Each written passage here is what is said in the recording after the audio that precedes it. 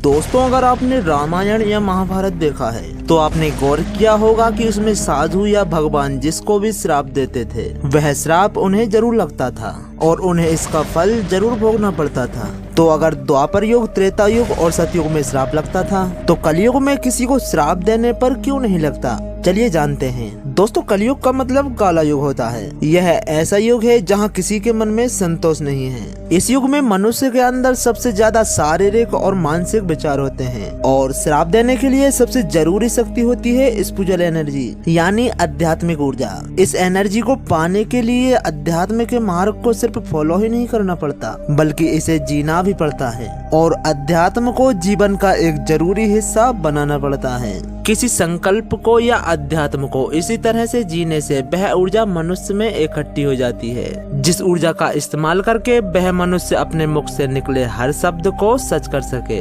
इसका सबसे बड़ा उदाहरण कौरवों की माता गांधारी थी, जिन्होंने जब देखा कि उनके पति धृतराष्ट्र अंधे हैं तो उन्होंने भी अजन्म में अपनी आंखों पर पट्टी बांध ली और इसी संकल्प की शक्ति से गांधारी की आंखों में ऊर्जा इकट्ठी हो गई, जिससे उन्होंने अपने पुत्र दुर्योधन के शरीर को पूरा वज्र का बना दिया था। और इसी संकल्प शक्ति से गांधारी ने श्री कृष्ण को उनका पूरा वंश खत्म हो जाने का श्राप दिया था और इसलिए महाभारत के कुछ समय बाद संपूर्ण यदुवंश उसी तरह आपस में लड़कर खत्म हो गया था जिस तरह महाभारत में कुरुवंश का नाश हुआ था।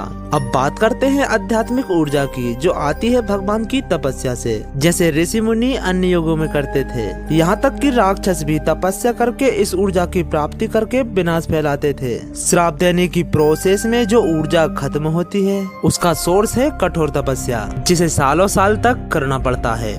जैसे उदाहरण के लिए आज दौलतमंद इंसान अमीर और पावरफुल होता है और उस दौलत से अपनी इच्छाओं की पूर्ति करता है, उसी तरह बाकी युगों में दौलत से ज्यादा महत्व ऊर्जा और आध्यात्मिक शक्ति को दिया जाता था और श्राप देने के लिए इसी शक्तिशाली ऊर्जा का खर्च किया जाता था। तभी तो बड़े बड़े महाराजा भी ऋषि मुनियों के श्राप से नहीं बच पाते थे। कई बार खुद देवताओं को भी श्राप का फल भोगना पड़ता था। दोस्तों, इन सब बातों से आपको थोड़ा बहुत अंदाजा तो लग गया होगा कि कलयुग में श्राप क्यों नहीं लगता। दोस्तों, इस युग में लोग न सत्य निष्ठा का पालन कर सकते हैं, ना ही खुद की इंद्रियों पर नियंत्रण कर सकते हैं और ना ही तपस्या कर सकते हैं। इसलिए उनमें कभी भी यह ऊर्जा व शक्ति उत्पन्न नहीं हो सकती जिससे वह किसी को श्राप दे सके। कलयुग में स्वार्थ और लालच ने पैर पसार लिए हैं। लोग किसी का भला तभी करते हैं जब उसमें उनका कुछ स्वार्थ निहित हो। दोस्तों, बड़े बड़े गुरु और संत भी इस ऊर्जा को नहीं जुटा पाते क्योंकि वो कहीं न कहीं इस संसारिक मोह माया से दूर नहीं रह पाते।